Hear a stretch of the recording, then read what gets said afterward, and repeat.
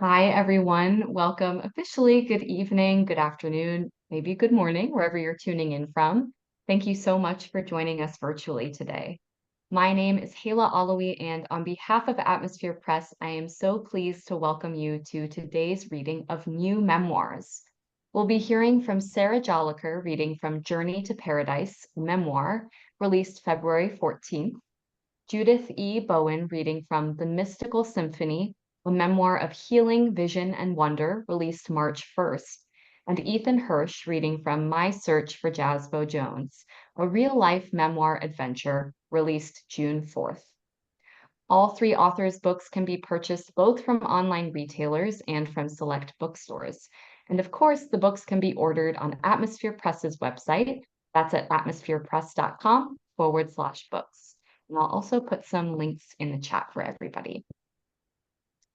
At the end of today's event, we are going to have time for audience questions. So during the reading, if you have a question for one or more of our authors, go ahead and type those in the chat and I'll make sure they get asked. And then during the actual reading itself, please stay muted to keep extraneous sound at a minimum. Of course, you can certainly use the chat for any praise and comments in addition to questions. And one last note is that we at Atmosphere Press appreciate your support today and always. If you have a manuscript of your own, we would love to read it, so submit your work today to books@atmospherepress.com. Again, thank you so much for tuning in and supporting Sarah, Judy, and Ethan today. We're going to start off with our first reader, who is Sarah Jolicoeur. Sarah is a corporate coach with over 15 years of leadership experience. As a National Director of Training and Development, she helps develop and implement new coaching programs. She's a certified executive and life coach. Sarah and her husband have been in the poly and swinging lifestyle for 14 years, and she's moving her skill set into the lifestyle arena. They currently have a farm in South Florida, and this is her first book, chronicling her personal journey into polyamory. In Journey to Paradise, we see how a 26-year-old Sarah is thrust back into the daunting world of singlehood after 7 years of marriage and codependency. She's grappling with a crippling identity crisis and self-esteem weaker than her biceps. In an effort to transform herself, she embarks on a fitness journey where she crosses paths with and falls for her personal trainer. As their connection deepens, Sarah confronts a challenging truth. Monogamy is not his cup of tea. To make it work, she must undergo a profound transformation in her beliefs about life, love, and herself. And now let's welcome Sarah. Thank you, Hayla. Thank you, everybody, for joining today. So we're going to do chapter 2, the start of the beginning. Each of us is born with a box of matches inside of us, but we cannot strike them all by ourselves. Laura Escobar. I read a lot of biographies and books on personal relationships. I want to know what struggles other people have and how they worked through them. I want to know the battles they overcame because there's strength in knowing weaknesses. I also want to know about the joy they found in different adventures. What new things can I do? Can we do as a couple to grow and create new chapters? A very important part of my journey, both up until this point and going forward, is I have struggled with my weight my entire life, not just as an adult, but as far back as I can remember. My mom died on and off growing up, the typical suburbia housewife stuff, Weight Watchers being the preferred one. She was never fat, but her weight fluctuated. And all those years, she never looked very different to me, if that gives you any kind of picture. Of course, looking back on pictures, I can see maybe 10 to 15 pounds over all the years. I don't recall her ever doing anything unhealthy or bingy. She's always been beautiful and classy to me. My body type, my natural body type before I discovered the magic of cosmetic surgery, wants to be fat. It is easy for my body to be fat. That comes naturally. I have to work super hard at what I eat, when I eat, how much I eat, and make sure to work out triple time if I eat cake, which I love. It feels like I'm constantly working against biology to be thin and lean and healthy. In high school, I did a mild version of switching between not eating and then vomiting what I did eventually eat, and was still rocking around 120 pounds when I graduated in 2001. By the time I was in my early 20s, I was up to 252 pounds and a size 20. Unluckily for me, my ex-wife has a thing for bigger women, so she did not mind my 100-pound weight gain over the first couple years. And I just didn't even notice it happening. Yeah, I did not notice it happening. I was not very adventurous in the culinary realm, so I lived on chicken fingers, French fries, Mexican food, and soda. I did drink Corona Light, so that was a win. I experienced serious stomach issues, but did not know enough about nutrition to put two and two together. I went to numerous doctors and visited several ERs over the course of 2 years, trying to see what was wrong with me. The response I got from each one, you're fat and need to lose weight. That was it. There was never any guidance on how to eat better, no suggestions on fitness or lifestyle changes that I could make. It was just, I was fat, and that's why I was vomiting and ending up in emergency rooms with severe stomach issues. I did advocate for myself the only way I knew how. I asked for diet pills. They said no. Eventually, I ended up in an ER of a backwoods hospital in an area where my wife and I lived. Country people are not generally known for their healthy eating habits and skinny waistlines. I've been to so many doctors already. I did not expect much from this country doctor other than immediate relief and maybe some pain meds. But on that morning, an angel of a doctor took a deeper look at what was happening and realized I had massive gallstones. He did not have an appointment that day, but scheduled me for surgery the day after next. The gallstones were so big and scary that he wouldn't wait more than 48 hours to put me into surgery. Someone had actually figured out I wasn't just fat. I was still grossly obese, but I had a real medical issue too. After my surgery, I dropped a couple of pounds because, well, I couldn't keep food in my system for very long.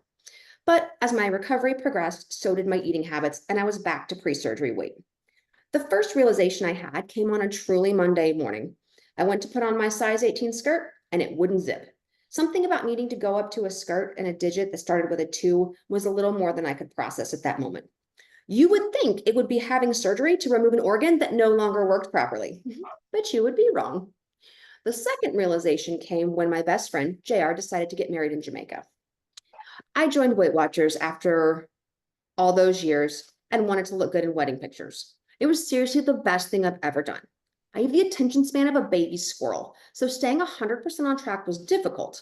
I would waver between off and off the program between 2004 until my wedding to my wife in 2006, and back for most of 2007. This was my first introduction to anything nutritional or fitness related, and it gave me so much freedom. This turned out to be one of the best things for me. The best because I learned water was not just for showering and swimming in. You should drink it too. And also the benefits of cutting out soda completely. Toward the end of 2008, I also found out what showing up at a gym each week with a trainer friend would do for my weight loss and my self-esteem, and I loved it. I had stopped attending Weight Watchers at this point since I felt I had a handle on my eating habits. I have no idea what I weighed. I guess 120, 200 for the total of 52-pound loss in about 4 years. Quick recap on time here. I got divorced in January of 2009, moved into my own apartment on February 9th, lost my emotional shit on February 14th, and joined a gym on March 11th. It was this chain of events that changed the course of my life. I laughed to myself because I can actually pinpoint the moment in time when the exact change happened. Walking into the LA Fitness that day in Woodstock, Georgia was like walking into a new dimension. Now, any good sales establishment knows that you always give something away for free up front. Then your client will fall in love with what you're offering and voluntarily buy whatever it is you're selling. After filling out the paperwork for the monthly membership, the attractive sales guy walked me back to the personal training area and sat me down with the training manager, who was also really hot and made me very nervous. I began sweating before I even touched a machine. I sat down at his desk and there was a station. And I don't remember every word. It was along the lines of, what brings you in today? You just got divorced. Oh, what are your fitness goals? Well, I spent an entire month's paycheck shopping. I want to be skinny and beautiful. I would also like to make my ex-wife regret leaving me for somebody else, and I'd like to look completely different. I'm sure there were other details, but that was the main gist. When it was all done, he finished up and said, pointed to the direction and said, that is the man who will be doing my session. Oh my gosh. He might have been one of the most beautiful people I've ever seen. A 6'2" Adonis with broad shoulders, muscular arms, and the biggest butt I've ever seen on a man. He had sandy brown hair that fell just below his ears, hazel eyes, and a sharp nose that was slightly crooked from being broken during multiple childhood fights, a strong jawline, and the warmest smile. While he was in excellent shape, there was a softness about him that made him more approachable. After our first session, I quickly learned that Lovey was a great conversationalist and loved to talk. Since this gorgeous man was actually talking to me, I proceeded to do what any sensible 20-something woman would do. I spent an astronomical amount of money for him to hang out with me several times a week under the guise of working out. I would have spent more than $150 shopping, if not at the gym, so it was like I was saving money. And while I made a decent salary, this expense was still slightly above what would have been a budget, if I'd had one. I was completely smitten with him, knowing it was one-sided, but loving the 100% attention he was giving me. It had been many months, maybe even years, since my ex-wife really seemed interested in what I had to say, and this undivided attention felt wonderful. At first, we would talk about safe subjects, my recent divorce, family, fitness, my work, etc. Then he started to sprinkle in different conspiracy theories that really kept the conversation flowing, along with facts about his current relationships. Most interestingly, the status of things with his wife, whom he was separated from, but still on friendly terms. She was living in South Florida, where Lovey was from, and he was up in Woodstock, Georgia, where I was. They would talk every day, and to hear them, you'd think they were best friends. When we started talking about her, he said right away, "I don't do monogamy." Now, at this point, I only know of two types of relationships: committed monogamy or dating. So naturally, I assumed that he meant he didn't want to be married and wants to play the field. He also repeated that he doesn't do labels, dating, boyfriend, girlfriend. He was always hanging out with whomever the female interest would be at the time. If he wanted to leave, no labels equals no mess. I've always been a commitment person. No labels is crazy, but he was really pretty, so I went with it. Yeah, me neither. It was one of the few lies I've ever told him. And who knew? What did I have to lose? Maybe I could be a no strings attached kind of person. The next month will be a year. It was a total setup, but I wasn't sure how to move past the client trainer status. And a couple weeks from then, at a local bar in 2009, May of 2009, for all you can eat wings and a couple of drinks. That's right. He invited me to a bar where if I ordered a drink, he got all the wings he could eat for free. Honestly, again, he was so pretty. I would have asked him to eat the wings if he'd asked me. Luckily, he didn't, since I don't meet on a bone. He figured it was a win-win. I don't eat wings, he doesn't drink. We talked about the same things during our trading sessions, but it felt more relaxed. I was not paying him to be here. That's when I learned about the world's longest hug. So at the end of this crazy, albeit, or this attractive, albeit crazy conspiracy guy has now started paying me attention. It felt so good after so many years of unhappiness in my last marriage. I've always been able to make a room laugh. I've never been afraid to embarrass myself when I'm around people I love and trust.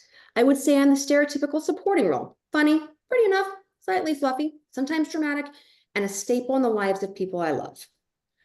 Spoiler alert, my first polyamorous relationship put me in that exact supporting role, and the struggle was really real with that one. But we'll get more to that later. That's all. Thank you so much, Sarah. I feel like, I mean, part of this is probably because you were reading it out loud, but also partly because of the writing style. It just felt like you're talking with your friends and they're telling you this story and you're like, okay, yeah, and then what? And then what? And they really are wanting to hear it. So thank you so much. I love that whole like feel of that reading. Thank you. So reading next today is Judith E. Bowen. Judy's vision is supported by 42 years as a registered occupational therapist and a period of practice as a healing touch practitioner. More than half of her professional life was spent in clinical practice in a wide variety of healthcare settings. The remainder she spent teaching in undergraduate and graduate programs. She has been published in professional journals, a textbook, 3 anthologies, and 2 memoirs, and has presented widely at national conferences and workshops. A native of Pennsylvania, she now devotes her time to creating. Writing, painting, and continued learning and growth fill her life, as do her children, grandchildren, and friends. Find more at judithbowenwrites.com. Today we'll be hearing from The Mystical Symphony, in which we see how Judy's first vision appeared when she was 15. It carried her into a space she had never experienced, forming the foundation of a mystical quest that continues to call her to know more, to explore our relationship with nature and our creator, and to discover a deeper understanding of the connection between all living things. Profoundly influenced by the work and music of the mystic Hildegard von Bingen, which I recommend everyone listens to, Bowen went on to find inspiration in the music of nature, ultimately knowing that her gift was to be a healer. We'll hear more now from Judy. Thank you very much. After I wrote this book, it seemed to fall into 3 separate parts rather than chapters, and I've chosen to take just a segment from each of these 3 parts. The first is called In the Beginning, and I'm going to turn a light on here for myself, if you allow. At least it's not raining, I think, as we leave for the church. The last of March going out pretty much like a lamb. Daddy is happy to take me this late. It gives him a reason to drive our almost new car, our first car ever. We don't talk much, but that's usual, and it gives me time to think about this night. I knew I wanted to do this as soon as the minister asked for volunteers who would agree to spend an hour sitting in the church on Maundy Thursday to be with Christ. He said people needed to be there all through the night. The earliest slot open when I went to sign up was from 11 to 12 o'clock at night. I was grateful that Daddy was eager to drive. I'm not sure when the pull to be part of this night started. Was it hearing the church readings leading up to Easter, although I had heard them all for years? Now, a few months into my 15th year, I knew them well. Was it when I found myself sketching Christ on the cross soon after I started an art class? I felt somehow connected to that man I was sketching. The image emerged from my own imagination. I felt his pain. It was an intensely personal feeling. I really don't know. I just needed to be there with him. Daddy pulls up to the church to let me out the door. I'll be back at 12, he says, and drives off. I walk through the familiar doors and into light. The overhead lighting is dim and candles glow everywhere. The light soft, the air still, silent. I notice a Bible and some books on a small table in the front of the church. I think to myself, I'll just read and settle into a pew. Suddenly, I'm not sitting on a hard pew. I'm in some other space, place where I have never been before. It glows, glimmers. I'm suddenly wrapped and pulled into a presence. It feels as though the whole church is now filled with this presence. I'm held by a golden, shimmering light. I am with him. I'm aware it is Christ. I don't know how I know. I just know. I wonder if I'm supposed to say something. And then I know inside I only need to be with him. I don't see him like I'd see someone on a bus. I see him with eyes that are different, my inside eyes. A man in a glowing robe, bearded, tired, a bit stooped, a man who is the focus. I move into some intimate communion with him. It seems like I feel what he is feeling, pain and then great compassion. He knows what is coming. I see it in his face, accepting, waiting. I have no idea how long I sit there. I'm not afraid. I feel the glow and glimmer of the space enter me. He never looks at me, but I know he knows I'm there. I know that's all he needs. We sit together, present with each other. My father appears, and I'm startled back into the church with a thump, surprised that an hour has passed. We drive home in quiet. My father is not a small talk person. I tell him it was an amazing experience. I know he hears me, but he doesn't respond, as is his manner. When we get home, I go straight to bed, still filled with the power of that presence. I feel it in every cell of me, liquid gold. From that very first experience as a 15-year-old, I have found my life to be awash with many such experiences, some of great import and some like quicksilver, some subtle. Each one came to me unexpected, unbidden, given. There is a music inside me. I feel it, always there, sometimes distant, sometimes close, like a brook murmuring. The music comes in different forms. Sometimes it's in images, colors, light and dark, shadows, dreams, piano keys, parallel sounds, meanings. Am I the only one who hears? Okay, this next section comes from a section that I called Thresholds, and it deals specifically with my interest as it developed in healing touch, which is a non-invasive, very gentle energy working approach.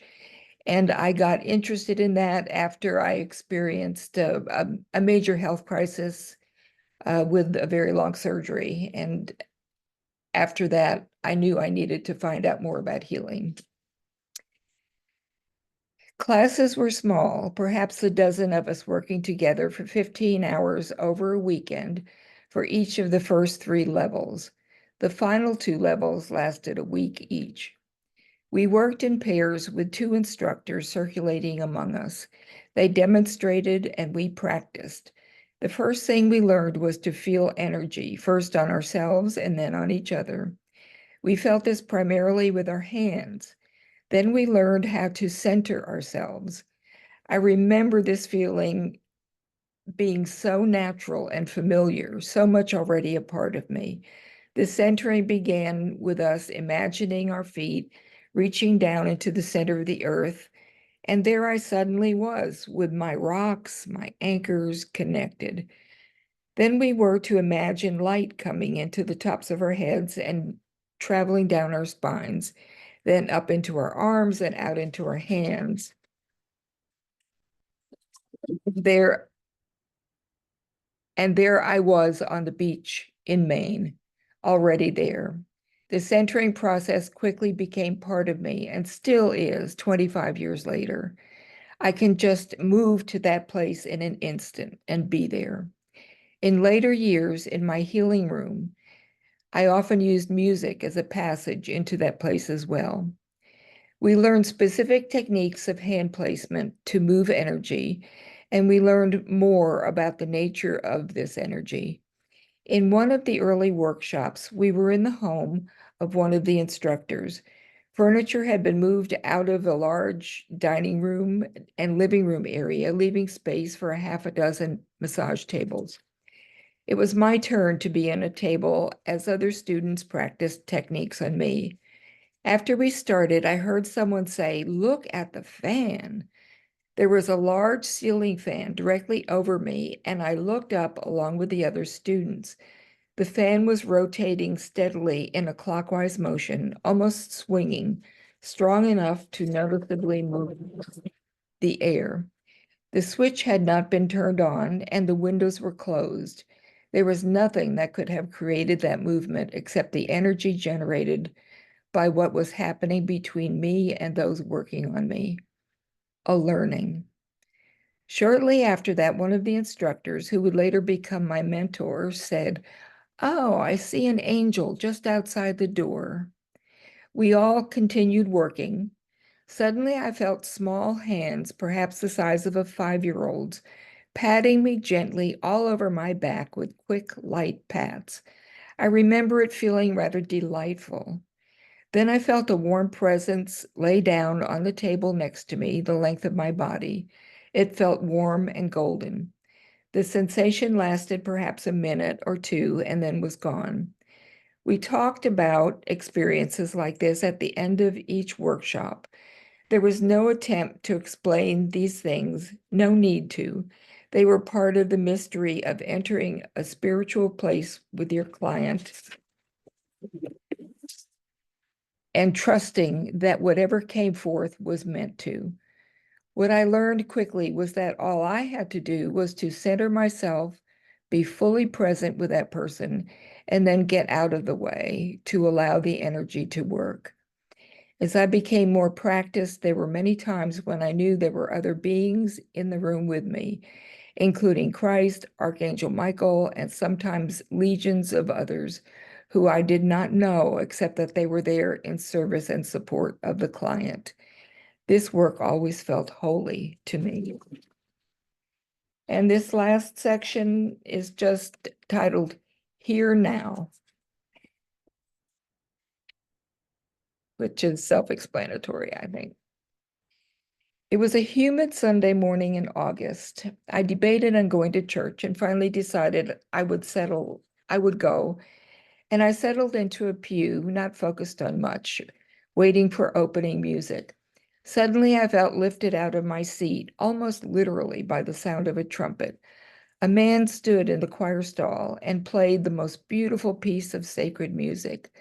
I suddenly felt and almost saw the vibration of the music rise from the floor, up along the walls, playing with the light coming through the stained glass windows, then up across a high vaulted beige ceiling, meeting at the very top. It felt as though the music became a warm, gentle blanket, cradling everyone who sat in the nave of the church in a vibrating embrace. The music bound us together. It is music that carries me through the 80 years of my space in this time. I hear the church music of the Lutheran tradition in which I grew up. Even as a child, I could feel its sacred presence, though I didn't have the words or concepts for it then. Before I knew words, I knew the composer was expressing something very deep in his soul. I could feel it. I have seen it noted that Bach said, I play the notes as they are written, but it is God who plays the music. Another voice sometimes appears for me, the sudden emergence of the word allow. Is this creative person to creator or creator to creative person, I wonder? Is there a connection with the word allow? Do we all have this creative capacity? And in what form does it emerge? From nature? Or is it in the music of Hildegard von Bingen that flows through my veins, bringing me in touch with the divine? We live in creation. It is ours to touch. I am lifted back into church by another sound. Brian, the trumpet player, is now chanting the Psalms. It is beautiful, his voice a clear, trained tenor.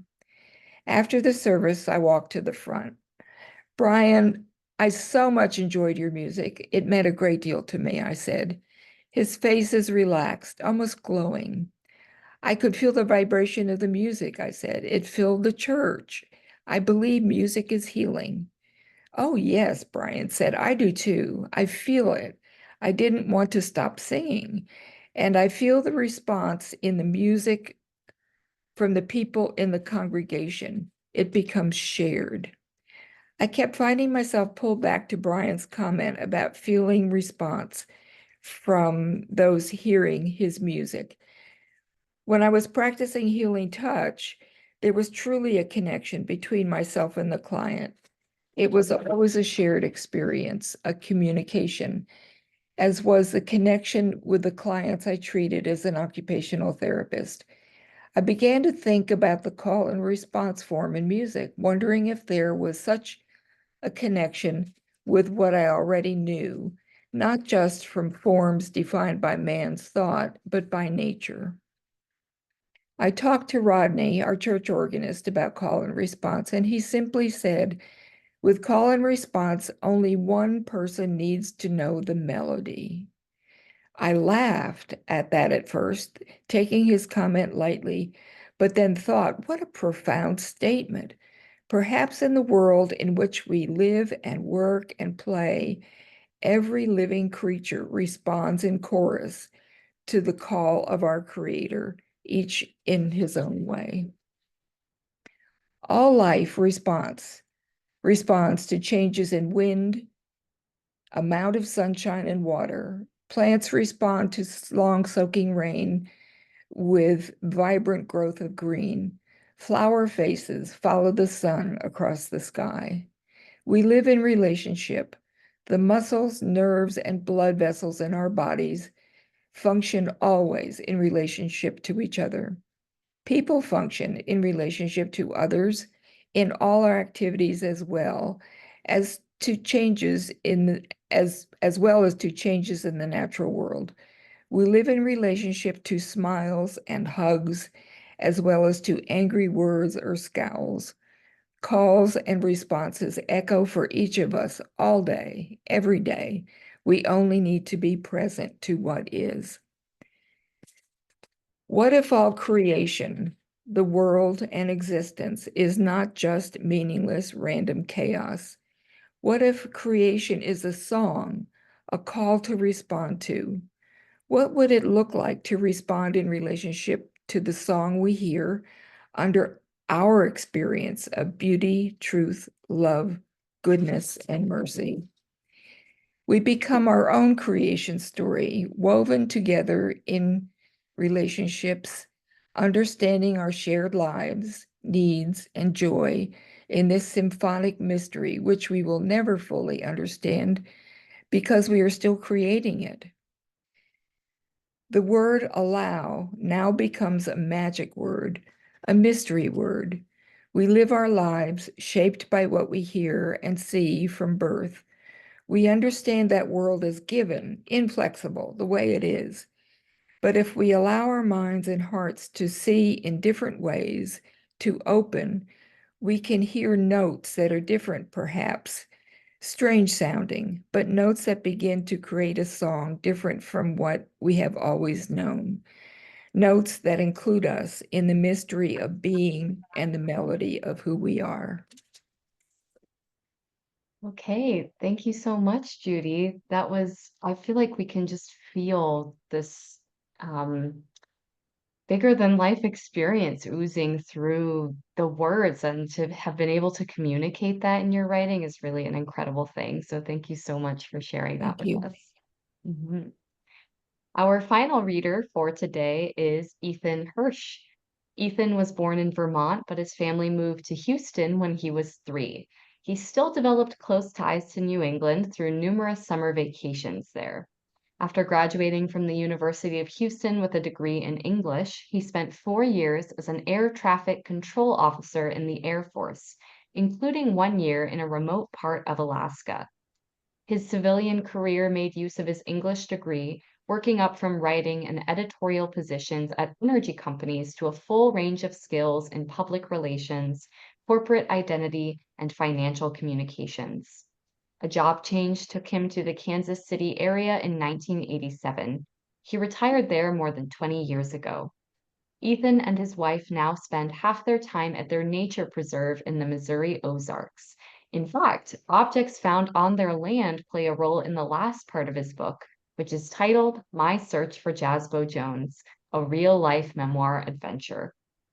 Written as a tribute to the unusual older student he befriended in college, My Search for Jazzbo Jones retraces Ethan's life as he searches for clues about the horrific crash that blinded his friend many years before they met.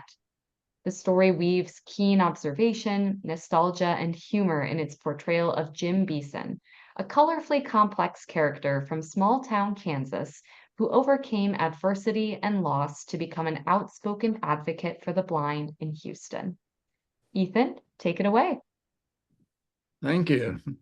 It's obvious listening to the first 2 readers, as well as what I'm about to read, that the memoir genre includes a great deal of personal revelation compared to a lot of other kinds of writing. So the opening chapter recounts how the 2 of us, Jim and I, experienced the Kennedy assassination together in 1963 And the chapter closes with the question, who is this Jazzbo Jones person? I'm going to read the start of chapter 2, which backtracks 1 year to describe how we first met when I was 16. The blind reading the blind. A blind person who sees is better than a seeing person who is blind. Iranian proverb. The phone rang early one evening. I picked up on the second ring. Hello, I said, using my standard, horribly unoriginal greeting. Well, hello to you, sir, said an anonymous, deeply baritone voice. Hello? And what are you doing on this very fine evening? The words were chipper. The tone was flat. Not much so far. Well, that really is a terrible shame, isn't it? Said the mystery caller. Who is this? I demanded. Jazzbo Jones. The voice was self-assured, audibly dapper. Who is this? I repeated, gradually approaching the telephonic equivalent of fight or flight. At that point, a chortle erupted from the line. I really had you going there for a minute, didn't I? That seductive baritone suddenly was all too recognizable. I'd been duped. Jim knew a wide-open gullible when he saw one. I may have felt dumb for a moment, but I did love his horsing around. My later nickname for him, Jimbo, was a spin-off from this first occasion of vocal subterfuge. More often, though, I called him George, a retaliation for him calling me George. It all started one day when he began responding to any of my various requests with, certainly, George. Other than the dollar bill and Stuart Little's older brother, I'd never actually known a George. Now we had 2 of us. Over time, there evolved many variations to our 2-way name game. At any moment, either of us could suddenly be Fred or Clem, or Henry or Smedley, to cite a few. Or the Mad Magazine standbys Melvin or Marvin. He also loved calling me, you smart aleck Texan. But just how did this entertaining Jazzbo Jonesi-ish fellow enter our lives in the first place? Like so many of my growing up experiences, the seeds of this adventure were sown by my imaginative, altruistic, do-gooder mother. The initial altrui this time was my older cousin Sherwood, visiting from Port Washington, New York. Mom was helping Sher look for work during his stay in Houston. A major stop while ferrying him around town was the large Veterans Administration Hospital 2 miles from our house. Built shortly after the end of World War II, the VA complex sat on a 118-acre site at the crossing of Old Spanish Trail and Alameda Road. While my cousin filled out paperwork in an administrative office, my mother walked the main corridor of the busy hospital, taking it all in. Clipboard-clutching doctors making their rounds, nurses helping patients fortunate enough to be getting discharged, visitors carrying flowers to their loved ones, bed-borne patients getting wheeled to their next tests while hooked to bags of vital fluids. It all seemed like the classic hospital beehive from a Hollywood movie set, until she attempted to enter the commissary, that is. Filling the doorway and about to exit stood what she later described as an unearthly specter of a young man. A tall and gaunt patient in hospital pajamas, many of his facial features horribly scarred and disfigured by serious burns, and obviously blind. One hand held a long white cane. The other was a gnarled, discolored stub with no fingers. Suddenly oblivious to the massive activity around her, my mother froze, feeling helpless as she watched the hesitant man in the doorway deal with his navigational doubts. As she wrote in an unpublished memoir 27 years later, he finally turned and gingerly made his way down the corridor, his giant feeler going before him until he passed from my sight. Over the days and weeks that followed, Mom wrestled with the urge to find some way to help at least one of the countless blind people who must be groping their way around Houston. She called Lighthouse for the Blind and asked if they could suggest a blind student who needed a reader. No, click. The next day, a new avenue opened up. She noticed a blind woman attending the same exercise class she went to at a nearby shopping center. By offering to drive so the woman's husband would be freed from some of his constant chauffeur duties, my mother suddenly gained access to the world of the blind. The first thing Mom noticed as their relationship got started was how dark the woman's house was and how little it seemed to matter as she changed her 1-year-old, deftly manipulating a pair of sharp diaper pins. Although Mom's friendship with his family of 6 came to last many years, she quickly realized there was no need for a reader at that household. A new shipment of talking books arrived each week from the Library of Congress. Still driven by memories of the silent encounter in the corridor of the VA, her search for volunteer opportunities would have to proceed elsewhere. But where? She decided simply to trust the universe. If she told one person about her desire to help, it would get passed along until reaching someone who knew of a need, like a note in a bottle tossed into the sea, she said. Sure enough, word trickled out from the next person she asked. Within days, a social worker was calling with a specific candidate in mind. Mom took down the information and eagerly dialed the number she was given. She agreed to meet her new altrui at 9 the next morning. It wasn't until she had parked her car and ascended the steep wooden outdoor stairs to the garage apartment at 5133.5 Clay that all sorts of doubts flashed through her mind. Was she really willing to drive all that way? Through rundown blue-collar neighborhoods? Did she truly have time? What if she had to slog through 400 pages of a geology textbook or something equally off-putting? And this person could take years to finish school. She had about made up her mind this late in the game to make today's meetup just a fact-finding interview, not a commitment. Or wait, maybe even just turn around and go home before it's too. The door opened, and she caught a glimpse of the student. As she recalled years later, we stood there in the tenderness of the early morning sunshine, I in wonderment, unable to say a word. He was blind, of course. I had expected that, but severely burned, the fingers of his right hand missing. He was waiting for me to speak, she continued. When I could, I managed to introduce myself. His grotesque features twisted into what could only have been a smile, and his voice came pleasant and deep as he said, "Hi, Jim Beeson. Come on in." As I did, all doubt dissolved. There was no way she could have imagined the impact his "come on in" would eventually have on my life. That part of the story began when I was 15 and home from boarding school for Christmas vacation. By then, Mom had recruited several older women to help her keep up with Jim's mammoth reading assignments. He was in his second semester at U of H and tackling a full-time academic load for the first time, with the usual heavy-duty courses like American history, political science, and sociology. He always needed more readers willing to give voice to his textbooks, and my mother knew I'd be good at it. She'd already read a bunch that week and was ready for an assistant. Knowing it was both charitable and temporary, I accepted the challenge. After dialing this Jim fellow and offering a brief introduction, Mom handed me the phone and a big fat political science textbook she had opened to the current chapter. "Hi," I said. He thanked me for being willing to help, then said, "Hold on while I do a sound check." His rich voice was disarmingly friendly. I was instantly comfortable conversing. At the other end of the line, he was attaching the suction cup of a little magnetic phone pickup to his receiver.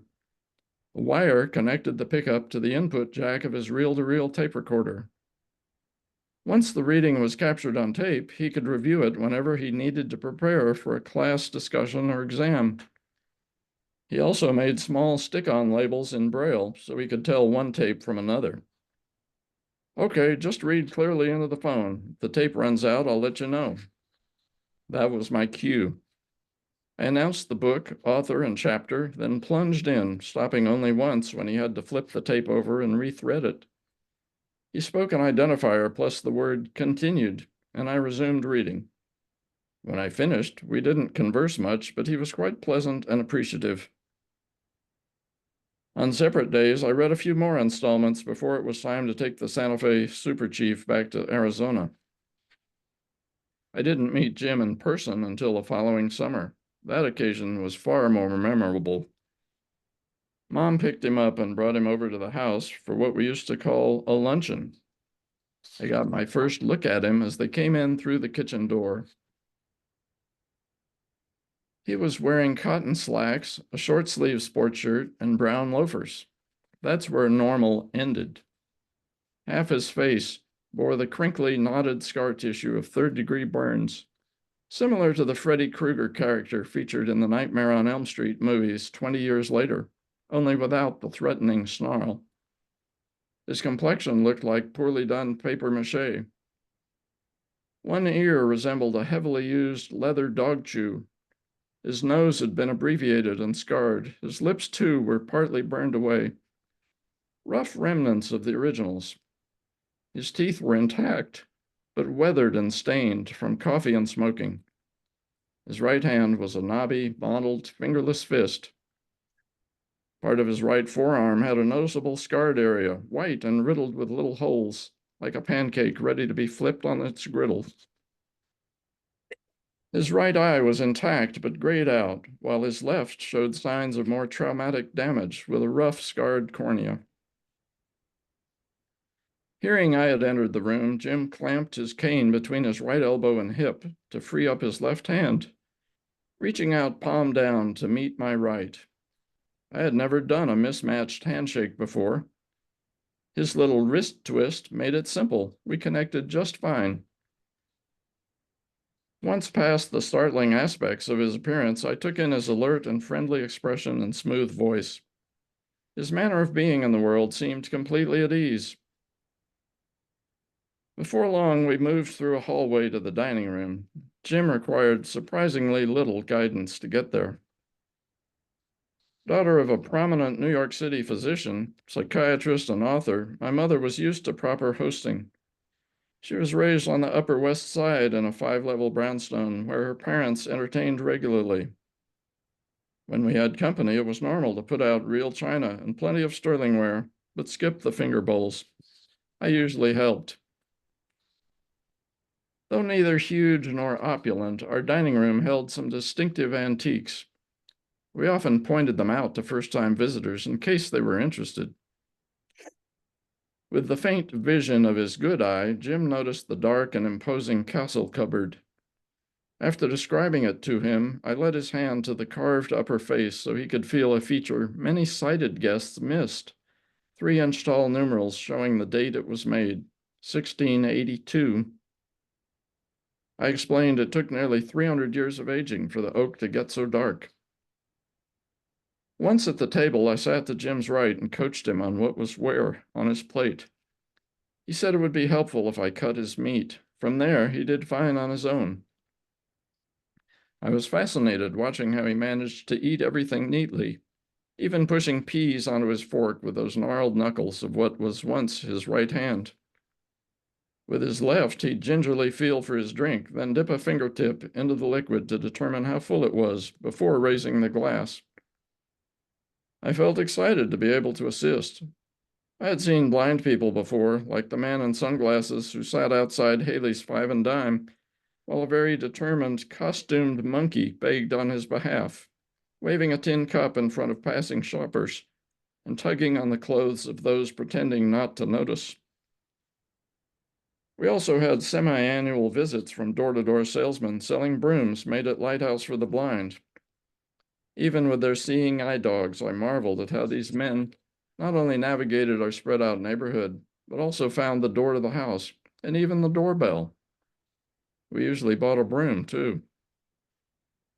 Beyond that, most discussions of sightlessness between me and my 2 older brothers involved one of us inadvertently using the expression, "I see," only to be met with a hasty chorus of, "I see," said the blind man, but he really didn't see at all. By the time I was 13, this exchange had happened only about 157 times. As our luncheon with Jim progressed, conversation turned to normal starter topics like where are you from? What was life like growing up? And what did your parents do? It soon became clear Jim was from a world we had never experienced. Later in the book, I tell how Jim taught me about car mechanics, and we overhauled a 1954 Ford together without a manual, only Jim's memory to guide us, and did very well. Anyway, it's quite a story. It really is. And thank you for this sneak peek into it, Ethan. Everyone, make sure you can check out the rest and those links in the chat. But at this time, I do want to get into our audience Q&A. We have some time for that. So if anyone has a question for one or more of our authors, go ahead and put those in the chat and I'll make sure they get asked.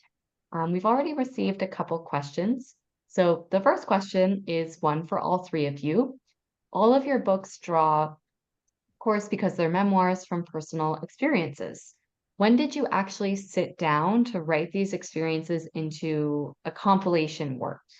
Maybe we could go in reading order. So Sarah, do you want to start us off with this one? Yeah, fun story. I was actually on a cruise with my best friend, JR. We've been doing a girls' trip every year. This year will be our 19th year. And we were sitting in a bar on this cruise ship, just talking about old stories. And we were like, we should write books. And that was about 5 years ago. And so we did. So it took about 4 years to kind of get all the different stories written down. But it started in a bar on a cruise ship. The way all good books start, I would say. Judy, what about you? Was it time for you to write this book? Yeah, timing is everything, right? I think I wrote my first little stories when I was 9 or 10, and I knew I just always wanted to write. Someone asked me, why do you write? And I said, because I must. I just must. And but with work and kids and all the complications of real life, I didn't get to do that until after my husband died, which was about 16 years ago. And I thought about it, and then didn't start writing until I moved to Sedona, Arizona for a while, was matched with a developmental editor. And that was in, I don't remember, I don't know, 5 years ago or something like that. And that's when I really started writing because I had Yeah, the time. right. Yeah. And it really is this thing that develops over long periods of time. So, Yeah, having that kind of time to dedicate to it is really so important. yeah. Jumping to Ethan, how about you? When did you know you were ready to write this book? Well, it's interesting. Jim was from Kansas, a small town, and when I moved to Kansas and Kansas City area from Houston, I had an office on the 20th floor looking west. And as the sun went down every evening, I used to wonder, what could I find out about him and his early life in Kansas? And that was the beginning of wanting to write a book about it. But I spent 14 years doing research and piecing together various chapters. So it was a long thing. But if you remember the Reader's Digest series, my most unforgettable character, Jim was definitely that in my mind. And so I never lost the idea of trying to capture what that was. Yeah, definitely. I can sort of see, the way those pieces come together and when that decision sort of coalesces into action. So definitely. We've got a question for Judy. This is from Mari. How did you decide to write your memoir in 3 sections?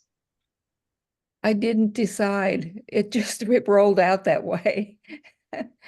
um, I've never been a sort of writer that plots out ahead of time exactly how things are going to roll out. I just write for what emerges. I mean, I'm not that kind of organized person. I just write and then things fall into place. And all of a sudden I looked at this finished work and I thought, well, I have to have chapters, and because you're supposed to have chapters. And it's a small book. So it was, and so all of a sudden I looked and there were sections that were quite defined, and I hadn't really thought about that till I saw it all complete. Yeah, sometimes the story kind of tells itself in that way, Yeah, which I think is really unusual. It's not unusual, but for people looking in on the process, that can seem a little strange. But yeah, I mean, the words will kind of do that on their own yeah, sometimes. So I can yeah. definitely see that. We've got a question for all three authors. Again, this is from Jill. She says, I'm curious about your publication journey, editors, agents, publishers you considered or reached out to, and promotion of your book. Thoughts on any of that related to your publication journey? Maybe we could go in reverse reading order this time. So, Ethan, if you want to start us off with this one. Okay. I do a photo blog about nature here in the Ozarks, and that's sort of the kernel of my beginning list of people that follow me. It's not very big, but the other thing is just I've been trying, because it's a very personal book, to market it directly to people I know, that I've known over the last 50 years. Some of them are surprised to hear from me. But it's kind of slow going, and I'm looking forward to reaching more to the mass audience once I get through the bottom of my email list. Uh, Yeah, I mean, promotion of any book is really going to be this kind of piece by piece process like that. So, one thing at a time, right? Judy, how about you? What was, or what are your thoughts about your publication journey? Anything you want to share? Advice, maybe? Yeah, be careful. I should say that. I started off, I went to a Hay House writing workshop in Chicago back in, well, about the time 2016, maybe, when I moved to Sedona. And that was really very helpful in many, many ways. It was very well structured, lots of resources, but they had a subsidiary with Balboa Press, which was pretty much self-publishing. And I hooked up with them for my first memoir. And that was interesting. I'll just say that. And then I moved and found a local publisher in South Central Pennsylvania, and I pitched my book to him, and I caught him at a conference, and I waved it in front of his face and I said, "This is good. Publish it." And he did. And then he published that was that was the Balboa Press book.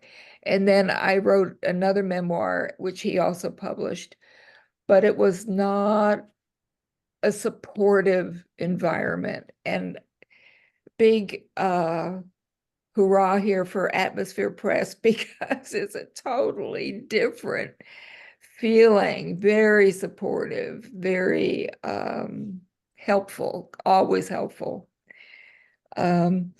And so that was my journey. As far as marketing, I have a hard time. I love the creativity of writing, but I'm not a marketer. So I have to help. I look to other people to help me with that. That's Yeah, it. I just want to say I'm so pleased to hear it's been a positive experience for you, Judy. I know with Oh, yeah. publishing yeah, I mean, there can really be some landmines out there. So, Right. um, it's good to be aware about that. Yeah. Uh, what about you, Sarah? Any thoughts about your publication journey, promoting your book? Lots of Anything you want them. to share about that? Lots of thoughts. Like Judy, it was an amazing experience. So this is my first publication experience. Again, very, very personal journey. And also not something that is out there. I mean, it is now because, the book's out there, but like, my story is something that like my parents and I've talked, right? They're not going to read my book. I'm just fully okay with that. They're very proud. Like, they're not going to read it, and that's perfect. So the marketing aspect for me is a little dicey because it's not something that I'm quite ready to put out to everybody. Like, everybody know, I don't know. It's interesting, that mental dynamic, but the marketing piece among everything else has been the key for me, just like the other two, that was really positive. Self-promotion, not so much my jam there, but the whole experience from the editing, the help with guidance, the editing piece was really huge for me. As my first work that was published, there was a lot of editing, like a lot. And so having somebody to work through and say, hey, you might want to explain this more, or hey, make sure you're going into details on X, Y, and Z was super, super helpful. So there's no way I could have had the success that I'm having without, the support system. So, yeah, thank you. Well, again, thank you so much, Sarah. Really, again, it means so much to hear. I thought of one Sure, other yeah. thing. Judy mentioned Sedona, and I just got back from my 60th high school reunion there, and I was prepared. I gave the headmaster a copy of my book, which has stories about the boarding school, and had a postcard prepared for all my classmates and other people there with a QR code that takes them right to the Amazon page. So it's too early to know if any of them actually bought the book or will read it, but that was an attempt. Oh, that's a great idea. Thank you for that. Yeah, I mean, really making it as easy as possible for people to get as close as possible to actually buying the product. That's always Yeah, the best thing you can do, like with this QR code. So, great idea. yeah, definitely a really good one. Thanks for sharing that one, Ethan. Can I Um, can I sure. interrupt with something for Ethan? I really appreciate what you've written about because, well, for two reasons. One is, as an OT, there was a period of time when I worked with people in a burn unit. And so I could really see, your character. I know exactly what you were talking about. But the other thing is I'm doing my own journey into loss of vision, and it's a journey. And I don't think I'm going to write about it, but pieces of it may pop up in essays or something. But I was amazed, and I met people who managed blindness when I was a therapist. And I was amazed at the creativity that people found in managing their lives, even though they were totally blind. I was amazed. So your writing and all of that, it gives me, there's hope. It's I've passed the thing about loss. It's not about loss. It's what exciting new things are coming that are challenging and places to learn. So thank you for your writing about that really important area of our humanity. There's a Lots. lot of technology now that helps the blind. Yes. My mother had macular degeneration, and she got a machine that would read books if she put the page on the machine. And then she spent a lot of time listening to music that she never used to have time for. And so she thought it opened doors. Now, Jim in my book was interviewed shortly after he had gone to the university and said it opened up a whole new world for him, and he thoughts he never would have come across otherwise. And so I even in my research discovered that there are a lot of professional blind car mechanics. There are people who actually set land speed records on motorcycles who are blind. I mean, there is no limit. It's amazing. No, there isn't. There isn't. Yeah, Yeah, thank you I've so looked I'm up. much. not suggesting you get a motorcycle though. No, that would not be wise. Well, thank you so much to all three of you. I just want to say, it's really wonderful always to hear books come to life in the voices of their writers, but particularly with memoir. I think it's just an extra degree of something special. So thank you to all three of you, Sarah, Judy, and Ethan, just for being generous with your time, your words, your thoughts today. And thank you to everyone in the audience for coming and celebrating these authors together as well. So I also want to remind everyone that you can purchase Journey to Paradise, The Mystical Symphony, and My Search for Jazzbo Jones in the links. I'll put them in the chat one more time for you. Thank you. Please also consider checking out atmospherepress.com, where you can browse our new and forthcoming releases, sign up for our email newsletter, or to submit a book manuscript of your own. You can submit your work to books@atmospherepress.com and just let us know that you attended today's event. So we'll look forward to hearing from you, but other than that, that's it, and have a great rest of your week, everyone. Thank you. Same Thanks. to you. Thank Bye. you everyone for joining. Thank you. Bye.